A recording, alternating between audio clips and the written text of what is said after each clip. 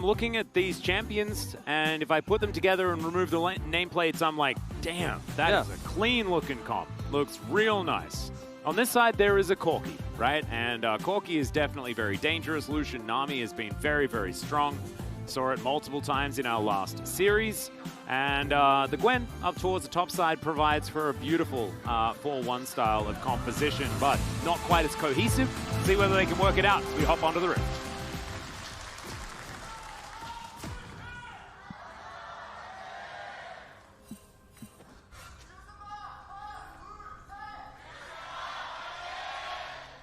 Live Sandbox fans are out in force this evening. As Reindeer Kog'Maw, 100% a correct choice. Oven Kog'Maw is another one that I personally like, as Samdi, unaware that Prince is here, and he's going to get exhausted and down very, very low. Vista is going to move on over, and Samdi just going to be out a heal, whereas Exhaust and Ignite are now both on cooldown for the Live Sandbox bottom lane. Hey, but Kale got a few extra stacks of his spell. Oh, there we go. I was trying to figure out exactly how Live Sandbox won that trade. Yeah, that's the little things, you know? Uh-huh. By the way, it's first strike Lucian. Yeah. So he and Kale getting a little bit of extra gold there in this exchange. Massive value. Yeah. Massive value. Longsword, triple pots, so they can really force this lane as you see the Corki and the Lucian also just going for the same strategy here in terms of you're going to try to snowball early with first strike as Lucian, as the Corki you're just going to be trying to harass with it. You've got biscuits, going to be a-okay. Yep. I am loving Atlas. Wow, this one is just really on the nose, isn't it? This stat, we like should put that away. It's a little even. Yeah. A little bit even here in the mid lane. It's the matchup. 25. It's the matchup that's like forbidden to discuss. People hate to see it, but you know. Yeah. So I just wanted to go back to the Corki Lucian and the Corki we've seen with Callista right now here in the LCK. I just love it because you have so much power in the Lucian lane that even though you usually don't in the Corki lane, I mean, it just shores things up there. And then if Lucian gets ahead, later on you have the Corki scaling with it, and then Lucian becomes this powerhouse who can actually threaten anyone who tries to go onto the Corki, has so much blow-up potential. And we're just seeing this more and more here in the LCK as the early game 80 carry plus the late game scaling mid. Love to see how Prince will pilot this one, because this is a different look from him too, as he's been playing mostly hyper carries like the Ezreal, the Jinx, the Aphelios for late game, and that's kind of been how he's been set up. Yeah, it hasn't necessarily been the power laning. And right now we can see that Samdi has been standing his ground very effectively. My god, just presses the Bio-Arcane Barrage button and Prince takes a whole bunch of damage with that initial auto. Very nicely done. Of course, Hail of Blades, meaning that a lot of these trades will be helped out, especially against First Strike, which is feeling a little bit greedy. But Lucian will still do a fair bit of work as he puts some items together. Seen this many times. Is Kyle going to get ignited as Samdi even finds the caustic spittle ignite ticking as Croco is now getting pressured out of his jungle. We've seen this play so many times as a safeguard comes in. Croco is at least alive, but he is going to miss out on his jungle. This Lulu Kog'Maw has just been such a great response to the Lucian Nami, and when you're down summoners, as Kyle was, I think his Ignite was still just barely on cooldown there, you're going to struggle. They don't have the exhaust, they didn't take heal, so if you trade like that, you're going to be in a really nice spot, especially when you're winning a jungle trade on the top parts there. So a lot of control now going over to On Fleek here with blue side prio in this lane against the Lucian. And I think part of the reason why I've seen Lucian get through so many drafts this week is not because of the nerfs, it's just because there's been a few response champions like this Kog'Maw Lulu in particular that are creeping up here in the LCK, and Samdi and Vista showing us just why this can be quite good. Yeah, I'm starting to figure out some options here as Piercing Light comes down, but not able to step past. This Kog'Maw still threatening by just being able to press that W. Kog'Maw, Croco just going to move over and take his chickens. Dove up here in the top lane. Just, calmly laning against Dudu. Yep. Closer just teleported back to lane with a tear. It's very metaphorically representative of how Corki feels about his early game versus the Azir. Yep. Just one dripping down the cheek. Just a single one. Just a single one. Does have 6 stacks, but it's still just one tier. Yeah. Is it his left or right cheek? I want to say, since he's facing the Corki, that's probably his right cheek, right? Yeah, I think so. He's facing the Azir in this lane. If he was on blue side, it'd be the left, but yeah. Down that big giant nose of his he's got. Okay, Von Fleek over here again. Does have flash. Let's see whether they can find this. The exhaust is going to come through. Aqua Prison not going to quite land as now First Blood goes over to the Kog'Maw. It is a disaster here for Liv Sandbox in the bottom lane as Prince is desperately trying to hold on, but they will be able to take him down. Great aggro juggling here by Vista to pull that one up. Kroko's looking for this, will miss. Yeah, but Tempest comes through, Cripple to slow him. As Kroko is just waiting for his next Q. Will he be able to actually lock something down here as Samdi? Very, very low. Kroko's threatening, lands the Q, secures it onto the Kog'Maw, flashes the Acathian surprise. No, it is actually going to go off as then the flash forward comes in and Vista picks up the ignite kill. You just don't know who's in that brush. You've got to expect all three were there. Really, no, he knew he was there. He knew the Kog'Maw was there 100%. Well, yeah, but there's three in there and you commit your ward there. You look for the hop over to get that extra damage through, but you trade back and you die here. Now this is so much extra gold into the enemy laner's hands. Well, that is an Aqua Prison onto Karis. Gets out the Shifting Sands. Speaking of Aqua Prison, I think if that Aqua Prison does connect there defensively for Kyle in that previous dive attempt, things could have looked very differently, but he just barely misses it. Yeah. We'll see that in the replay because that's one of the other powers of Nami in lanes like this is she could be used so defensively, especially obviously post-6, but if you hit that Aqua Prison, you can really change things. But the juggling of the aggro was so well done. And Kroko's found himself, you know, a kill in his pocket, but he's definitely been behind the curve here in the jungle so far. Yeah, you can see Samdi actually moving towards an earlier Ginsu's than we've seen otherwise. Do love the item on the Kog'Maw. Yeah, just really rushing it here with the extra kill and 2 assists he's picked up, which is why I didn't necessarily really like that play from Kroko. Now, if he ends up getting 2, which he was so close to doing, yeah, then 100% it's worth it. Yeah. So, I mean, again, high risk, high reward, but he pays the price. He's got 6 now. Yeah, Samdi taking a fair bit of damage here once you get through the shields as the Q is going to connect. There's a beautiful safeguard as well. And the Acathian surprise is actually for the Kog'Maw. Thank you, as it turns out, for the taxi. Vista gets in there on top of him, is flashless, but can utilize that grab on the Lulu to hit the kick there with the safeguard you mentioned. Had that extra ward in his pocket. Yeah. I'm liking how Kroko has just said, you know what, I'm going to take this. He chose violence this morning. Exactly. He definitely chose violence this morning. I'm going to take this rough start into my own hands. I'm going to see if I can turn this one around. And that was a really aggressive, proactive play that was high risk, but he pulls it off just on the edge of vision there around the corner, had a control ward in the brush to know he wasn't going to be spotted on his way over. As this is, I think, going to be the first dive here. There's no Kyle's Aqua Prison. They commit the exhaust onto Vista, but he is not knocked up. Then the juggle comes through. On Fleek picks up some aggro, flashes away. Samdi takes some, and then Vista turns back in to grab it just one more time here. Yeah. The help picks comes on through, and Vista can take a couple of those autos as we speed this up to look for Kroko going for the very aggressive decision. Yeah, he knows Samdi's in here, like you said. Does use the control word to jump in. Does exactly execute him like instantly there with that second part of the Q, but it's just too much damage on the other side, and that's a lot of extra assist gold going over. Now this is the really impressive part where he comes over here and uses that safeguard to secure the kick because he's flashless, so they just don't see this one coming. They knew his flash was used earlier. Yeah. And he also went and scanned over towards the Rift Scuttler vision. It was very interesting. Immediately after that kill came through. He's like, they took my Rift Scuttler, I had to kill them. Yeah. I'm not entirely sure what he actually said. Yeah, I didn't actually listen to what he was saying either, but that replay came out really fast. It did indeed. I almost thought we were going to a different, I thought we were going to watch like on Fleek's first-person view from that previous gank, and then it was Kroko suddenly. Well, you can see up here towards this top side, Lucidity Boots completed for Dove, who hops into his mist, and he is going to be immune. He's got a stick and a red rock as well. That's why his health bar is quite large. Dudu going to get dashed out of the way. Oh, no walloping this time around. Okay, Samdi going to have to deal with the back massage. Vista takes it for him. And so therefore the Kog'Maw doesn't get taken down too low, but Rift Herald is going to be thrown here into the mid lane as Harmalife Esports. This is the lane that they have the most control in. Karis is going to be able to grab some more of these as well as Dove. Going to go aggressive, but Dudu going to turn it on him. Hyper Proc going to be immune. that it's still a win here for Dudu on his Gnar. Rage Blade completed now.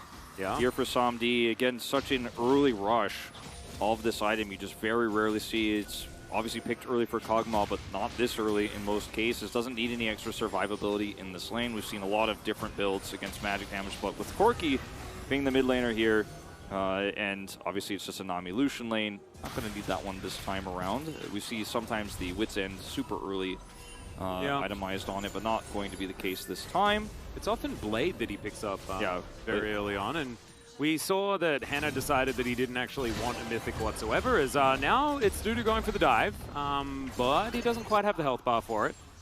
Dove actually not pressing his needlework button either. Rocco has flash here and is so far unseen. Is going to look for potentially the same play once again.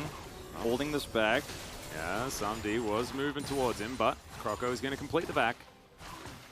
And we are just going to see a bit of a reset from the bottom lane as well. Teleport back in from Dove on the top side at the same time, as Dudu is going to go back, and we'll see what he can actually afford when he gets back to base. Yeah, we'll see. Does get away there. Dove, you can see on the minimap, almost delays that back. Yep.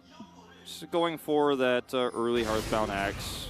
Yeah, the Trinity Force is a component away, and I guess a combined cost. Yeah. Seen a lot of Trinity Force on a lot of champions who used to build the Sunderer in the top lane. Yeah. And it's going to be an extra plate that actually goes over to Dove. Has he gone too far? No, he has a control ward here. We'll see on fleek. It's not going to be punished. Yeah, skips on over as the Warrior Trickster is going to allow him to get over that wall. Oh, Aqua Prison comes down again. There's the tidal wave as Vista has to wild growth himself, but the relentless pursuit is there from Prince. The cute little snowman, and Vista actually keeping himself alive for such a long time. The help picks onto himself is going to keep the Lulu happy, and Live Sandbox unable to find it. There is still a lot invested on the side of Harmalife Esports, but it's more to be used by Live Sandbox. In terms of summoner spells, 100%, but they're still going to be able to push this lane now. SomD at full health can at least repel this, but it should be, well, I was going to say it should be a plate. On fleek is coming down here. Will they respect it? They see him on the control ward, and they're going to put those danger pings down and back away. Yeah. In the meantime, Dove once again going to get Nard. He's just having a rough time up here. Dudu just loves to push these these waves into whatever matchup it is and just try to Gnar people and get plates. He's got 2 plates under his belt this game early. His Gnar has been the best laning Gnar really we've seen in the LCK, and that's bizarre to say, but it's just true. Well, Dove is going to throw down the needlework now. Can he actually find any sort of kill pressure? The answer right now is not a yes. As on fleek clears out this control ward. Croco's moving in. Closer has a package to deliver, though. He's moving very quickly, as this Drake is on the minds of Live Sandbox. Q doesn't quite find it. Nimbus Strike from OnFleek just to put the pressure onto Closer. Wanted to try and potentially get that package out if he could, but the rockets are starting to hurt. Yeah, they They're really also are. all hitting, apart from that one, as I cast it immediately. Harmalife just trying to time out this package, force Closer to either retreat or engage. Then they can use this Emperor's Divide. Well, there it is. He's going to use it to set up a wall. That is the best Talia impression I've seen a Corki make in my entire life. Loved it. That is going to get them what they wanted. Yeah, if you're going to wait the package out, you have to at least be threatening the Drake at the same time as Croco! Oh, kicked into a wave. That was very cute. But the Cyclone's going to be there on fleek, looking for an option. There's now Croco. Can he find the next one? Prince. Oh, looks for the culling. It's Vista that takes the majority of the shots, as that was blind over the wall. Nice attempt there from Liv Sandbox as the Q barely misses. And in the meantime, Closer is going to collect some plates right in the nick of time before they fall down. So Liv Sandbox still significantly behind here in gold, but they will pick up the second Drake of the game, which guarantees them so much time for this Corki to come online. Now, the Azir is obviously going to scale, the Kog'Maw is going to scale, so this is still looking really good here for Harmalife Esports, but Liv Sandbox can force some fights into their favor here. The side laning that Dove is going to have later on in this game is going to be a huge factor, as we've seen so many times with Gwen. Even when the game state is looking favorable for the opponent, sometimes Gwen can actually force a lot of fights with that side laning. So there are ways here for Liv Sandbox for this to go well. At least they're able to get value out of that package. If they lost the Drake and the package, I mean, this lead here for Harmalife Esports starts to become insurmountable. They will be able to set up for this early second Herald take. Yeah. Liv Sandbox don't have anything to contest, so this Closer is going to have to back, has no mana. Yeah, and, I don't think Dudu's going to, Dove is going to be able to do anything by himself. As Life Esports don't really lose anything for that. Lucian going to move back down towards that bottom side, and we'll see whether he can actually get some meaningful damage onto that outer turret with Samdi here in the mid lane, getting things pushed. It will be Karis that is going to answer. As Lucian, I remember, was used as an answer to Azir in the mid lane. So just going to revisit that matchup once again. Yeah, just for a little while here is Prince going to crash so many of these minions into the turret. And, I mean, yes, yeah, Kog'Maw's laning mid, but still, these minions are lost to Life Esports. Yeah, that is a lot of money down the drain. Yeah, it's just all going in the garbage. Yeah, on Fleek looking for his option as Shirley is getting very, very confused. And yes, this tower will go down, but Prince will be able to clear out this wave yet again. And I mean, if I was Prince, I'd keep pushing as Shirley is going to get another charge. But the minions are all dead. Oh, they do get the inner turret. So actually, I take it all back. Quite worth. Dove is going to try and equalize it. So a lot by taking this outer. A lot of CSs deleted here on the top and bottom lanes. As our not quite able to get the. Oh yes, at least it will destroy the cannon. So top CS destroyed, bottom CS destroyed, a turret for an inner here. Obviously 2 turrets for Life Esports, but the inner gold being the most significant part of this.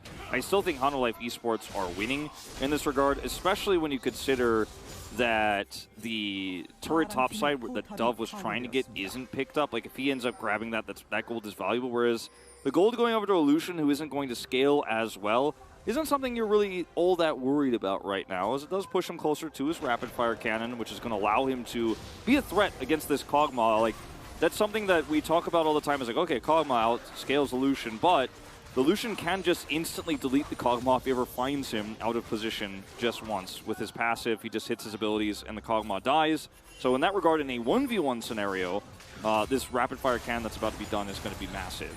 Yeah, not to mention the Gale Force for the reposition. Yeah. The living artillery is being frustrating, can get you out of the Void Ooze as well. So, can certainly work out. Prince is going to be someone absolutely to respect as this game goes on. Also, they took Exhaust Ignite as well, which we did talk about because they used it before the minions even crashed, but still quite aggressive of a choice, especially when paired with the first strike that Prince decided to take. Yeah, it's kind of a weird choice here, but I think they expected this lane to go very differently than it did. And had they gotten that early kill for him with the exhaust committed at level 1 before the minions crash, like you said, like this game does look very different, but they weren't able to do that. First strike is still going to be, useful even in weird culling situations. You'll pick up some money there, just like Ezreal does with his True Shot Barrage when he picks the rune. So yep, it's not worthless here, but does hurt the damage he could have had for press the attack, of course. Yeah, pings out onto Croco as he's clearing out vision where he can.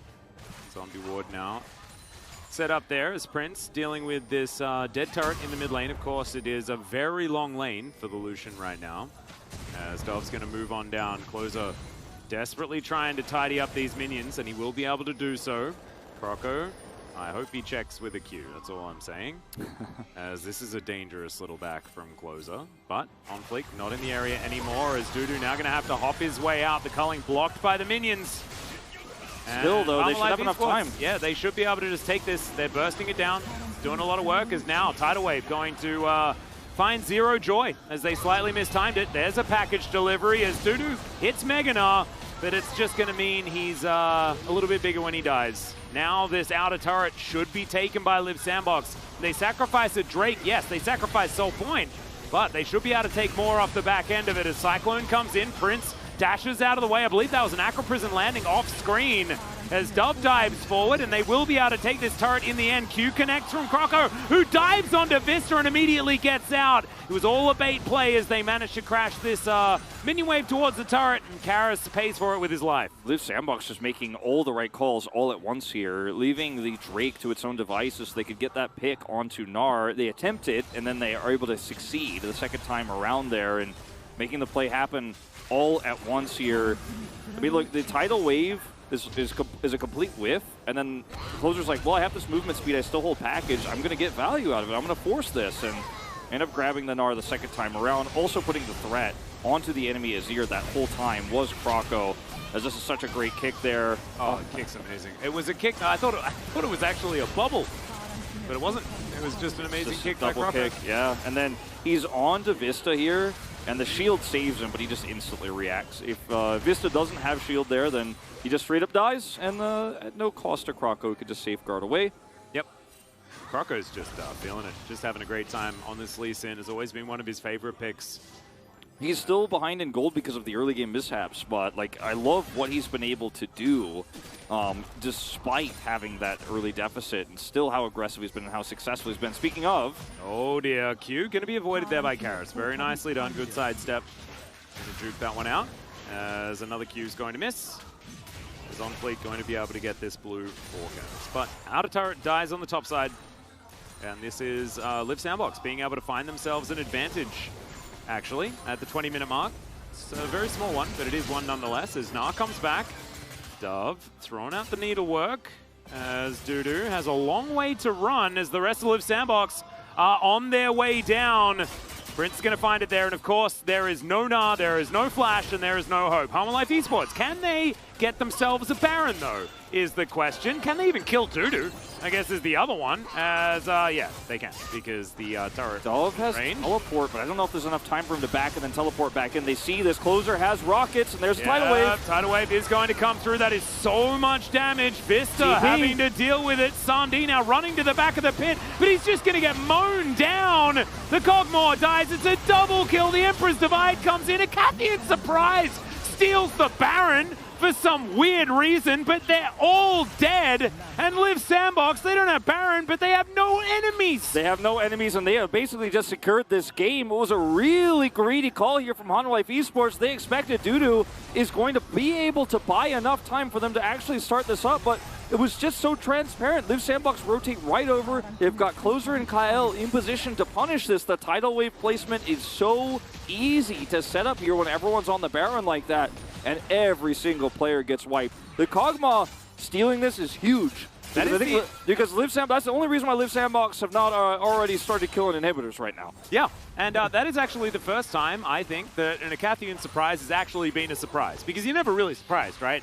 That the Cogmore explodes after he dies. Because maybe the first everyone time knows what his ability does. Yeah, maybe the first time you've encountered it, I guess. But when it steals a Baron, that's a legitimate surprise. Congratulations, Cogmore, making it actually real. Very, very cool. Let's have a look at this fight one more time. It was a Desperation Baron, played around Dudu in the side lane. Yeah, I mean, they just all get lined up here for this Tidal Wave, and they're trapped in the Baron pit. So Samdi dies super early, which ends up being a good thing, actually, as we're going to watch him steal this. Smite down at like 200-ish. Oh, wow. It was like so close that you couldn't even see. Yeah. Couldn't even see. It was like at the exact same second. It was down to like 1,000, I guess, when Croco hit that. Well, we don't even have the Baron power play thing up here. Yeah, because they exist just died. because everyone died. Yeah. That's a Valkyrie, though, as On Fleek going to find himself a Cyclone. Here's a Tidal Wave that is going to zone everyone away, but it's a lot of knockups. Closer will be taken out, and Croco's decided that it's just not going to work, guys. His kick now on cooldown. They trade it for On Fleeks, but they managed to get the kill, and Closer is so important for this squad. 33 seconds on the Corki. He has teleport, but now he doesn't have Flash.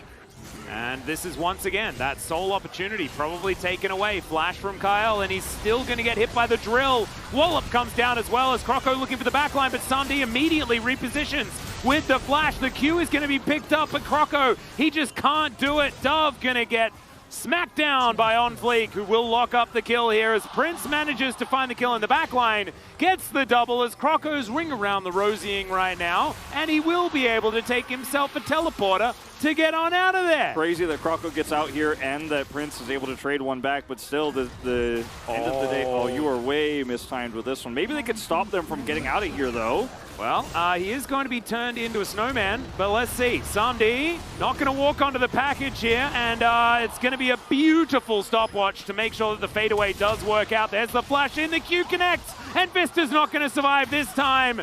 It's a bit of yakety sax, but my goodness, is it fun. As Croco gives us the thumbs up. Just a Liv Sandbox game, nothing to see here. Nothing to see here. I don't know which replay we're going to go into. So this is, of course, the attempt, and this is where things go very wrong here, as the synergy here between Croco and Closer is there. Like, you can see what they're trying to set up here, but Unfleek is just able to easily come over and cyclone through. And then Croco here, it's almost like he forgot that he doesn't have kick. He comes over on the left side. He's trying to get on top of Samdi, but he doesn't have any follow-up damage. Dove is trying his best to get in here. He has to escape. And then Prince, notice, is able to get a kill here on the other side. Flashes Dudu as Dove tries to buy more time for Croco. And Prince gets another one just barely here on the edge. So 2 kills for him actually really saved today as Croc was able to take the Hex Gate out. Then, this is just a crazy call here from Closer. I really didn't think this was going to work out. No, it almost didn't, as we're going to see a kill on a Dove on the bottom side. Another wave to come on in as the Aqua Prison's going to be there to speed up the Lee Sin. Wild Growth comes out and Karas will survive. Dove is just punished and they should be able to take this turret as well. Meanwhile, top lane Closer going to be shoving out that wave. Prince catches this one in mid, and I think this game is kind of swung back in favor of Harmon Life Esports. Yeah, I do agree, because they have gotten so much extra gold on these carries, and the longer this game goes, the more power Azir is going to have. But it still is going to be an execution-based game, as we're going to go and see what we missed here. Yeah, it's just a 3-man with lots of knockups and CCs, as when not quite immune enough. Sometimes not immune enough, Wolf. That's how it works.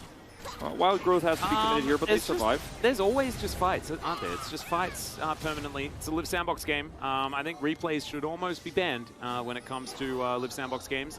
1 minute until the Baron, but it doesn't matter because both of these teams will fight regardless of whether there's an objective to fight for or not. Yeah, that is definitely the case. 60 seconds to go, though, on that objective you mentioned, as Prince looks for a potential pick here. Yeah, as Culling comes down, and now Croco is going to find a lovely little kick into the wall there as Vista. Is he going to go down to this Lee Sin? The Wild Growth comes in, the wave going to come through. It looked like he was surfing it there for a second. That was so cool by Croco as Dove is just dashing underneath inhibitor turrets, and Live Sandbox have come alive. They really have, and yeah, Dudu's going to get this turret at top side, but they're going to get it. Congrats on the turret there, mate. Nice job. He had teleport available, but obviously without an R-bar, isn't going to be able to turn this one around, and the Kog'Maw is just deleted. At the instant this fight breaks out, it's just blown up by Closer's rocket there, and Samdi is picked. He's 2-5 this game, and we could talk about how his scaling is really good, but you know, unfortunately, like Henna before him in this same matchup, the Lucian can catch you and kill you in a 1v1. He also builds a bunch of crit as well, so he just does a lot of damage also. Look at how much damage he takes here from Prince. And then he just gets hit by a rocket. Like, you actually cannot be this far forward as Kog'Maw. We learned this yesterday, and we're learning it again here. Yep. I just love that Croco also literally surfed the tidal wave as he followed up on his Sonic Wave. It was pretty gnarly. Whoa! It was tubular, man. It was totally tubular, dude. As this is a pause. Not entirely sure what's happening here, as we have things quite zoomed in. There's a Poro. It looks like flying around, taking a nap there on the rift as well, with the way that Wukong runs. Yeah, and the Prince fans still here with the sign sort of sorted out. It looked a little bit like an A because the R was sort of on its side a little bit. So I'm like, Pains? But no, it's Prince, and I'm just a little bit of a dummy. Can we talk about how Kog'Maw's portrait probably needs to be adjusted?